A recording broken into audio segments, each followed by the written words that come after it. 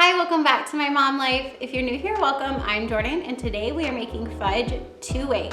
I've got a super easy chocolate fudge recipe to show you, as well as a peanut butter fudge recipe. So let's get started.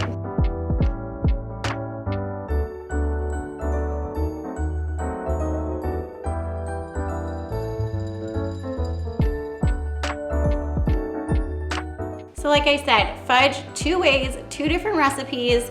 One is 3 ingredients, the chocolate fudge is 3 ingredients, the peanut butter fudge is 4 ingredients. Could not be easier. I'm telling you, it's like 7-8 minutes tops putting each one of these together, and then they have to set. Obviously, that's the hardest part.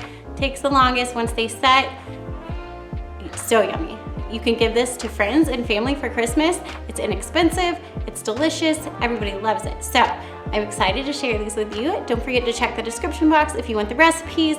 As always, don't forget to give the video a thumbs up if you like it. Now let's start making this fudge. I'm gonna show you the peanut butter fudge first, and then we will make the chocolate fudge.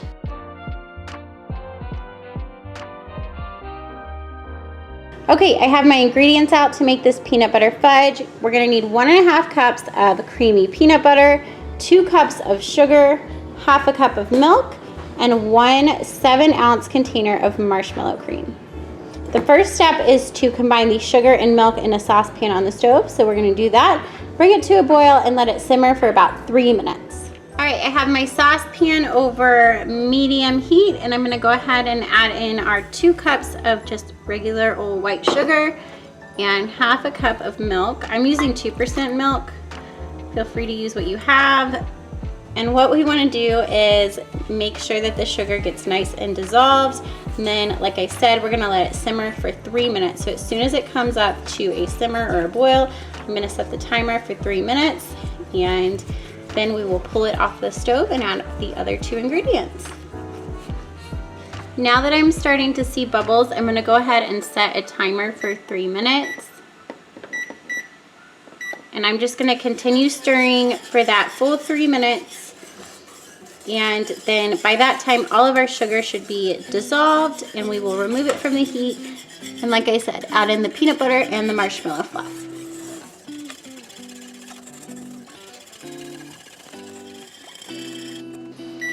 Okay, my timer is done, so I'm gonna turn the heat off. As you can see, it really started to boil up.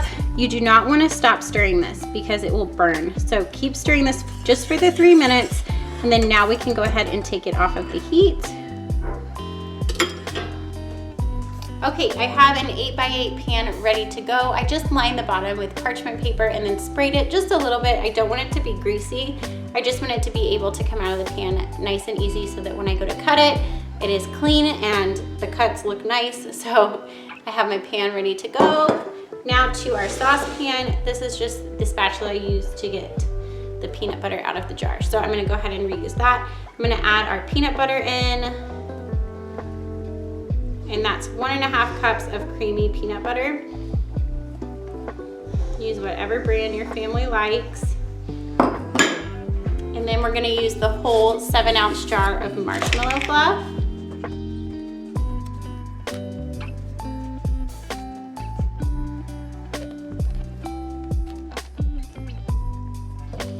All right, now we want to stir this together until everything is nice and combined. Because that sugar mixture is so hot, it's all just going to melt together.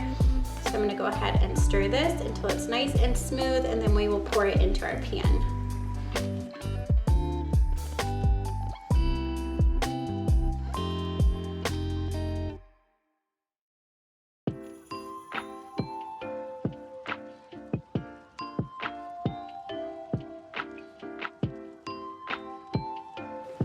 Okay, I have everything nice and combined, so I'm gonna pour it in our pan.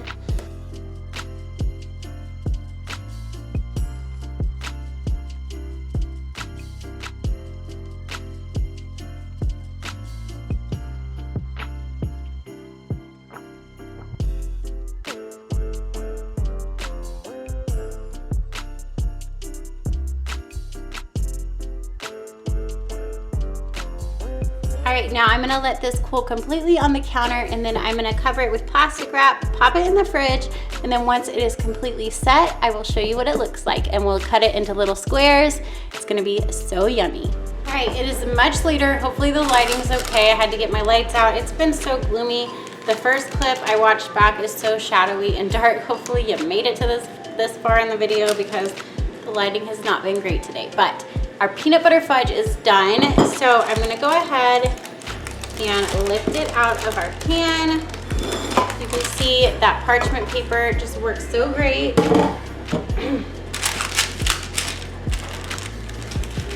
And popping it in the fridge just helps it harden so much faster. So once it's at about room temperature, I suggest popping it in the fridge. That way you can get it sliced and cut. And yeah, so I'm gonna get a knife and we'll cut it into squares.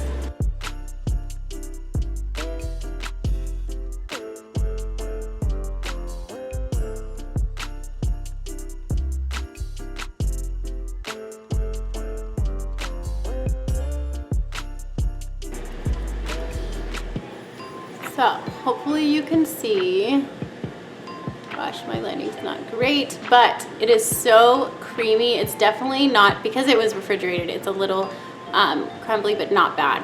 Once it sits out at room temperature and it's not cold anymore, it's gonna be so fudgy and delicious. This peanut butter fudge is a hit, I'm telling you.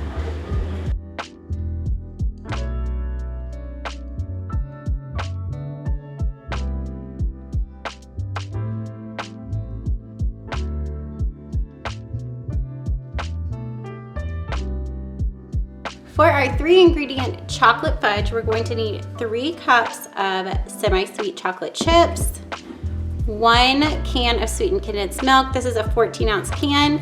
And then we're gonna need 4 tablespoons of butter, which is also a 1/4 cup if you wanna measure it that way. So I have my 3 ingredients here. We're going to simply add them all to a saucepan.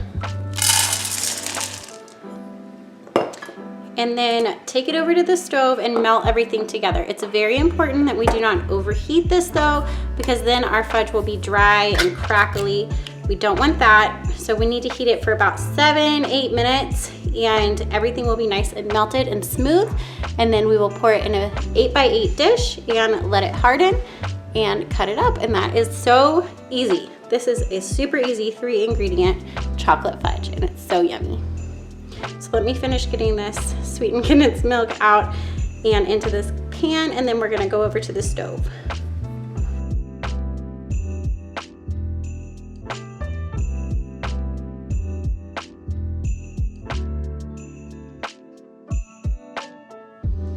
All right, I'm gonna put my heat on about medium and just let this all start melting together. We don't really wanna walk away from this because chocolate is really temperamental when you're heating it, and we don't want to seize up our chocolate, overheat it, or have it start burning to the bottom of our pan. So I'm going to stay here and slowly stir it while everything starts to melt together.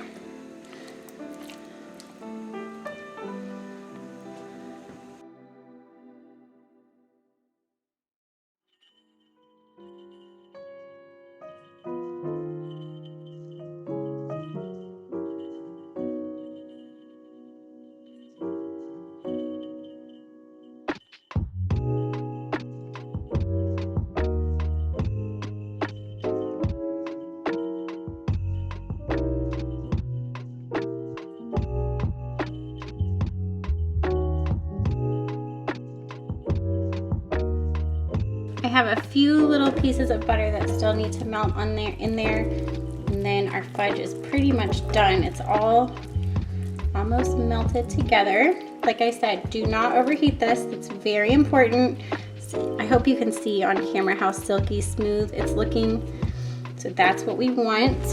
I'm gonna go ahead and let those few little pieces of butter melt, and then we're gonna pull it off the stove.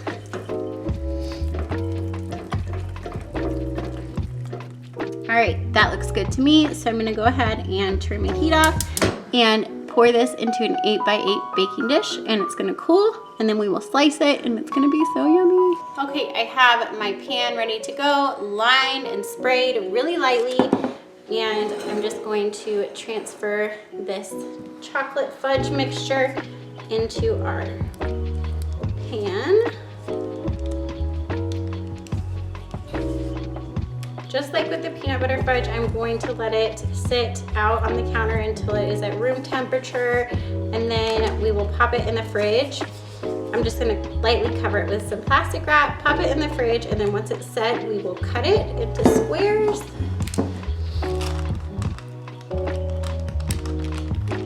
You could line your pan with foil if you want to. I prefer parchment paper just because nothing ever sticks to parchment paper, so it's really nice.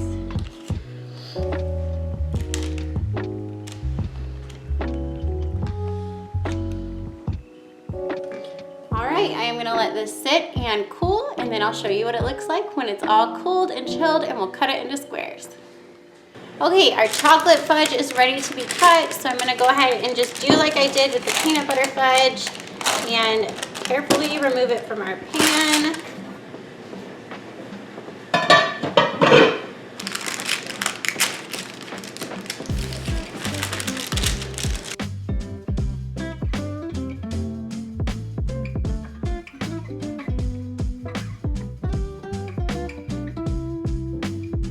So if you notice that your knife is collecting some fudge and it is making your cuts not look so neat, I recommend just wiping your knife in between, because it can collect a little bit on the edge and then your cuts won't look so neat.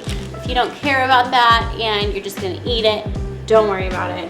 But if it's for a gift or you're making it for family or whatever and you care about the way it looks, then go ahead and just wipe your knife between cuts.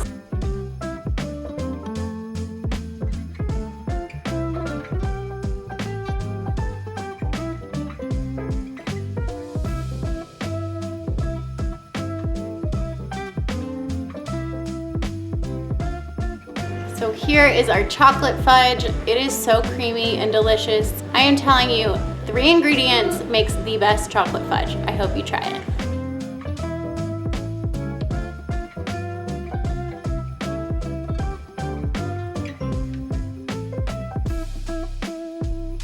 So that's gonna do it for my video today. I hope you liked it. Which one would you try? The chocolate or the peanut butter, or both? You know what you could do? You could make both and put it in like a 13 by 9 pan and marble it through, and then you would have peanut butter and chocolate fudge. I might need to do that. Thank you so much for watching my video. If you're new here, I hope you subscribe and stick around, and I'll see you on my next one. Bye guys.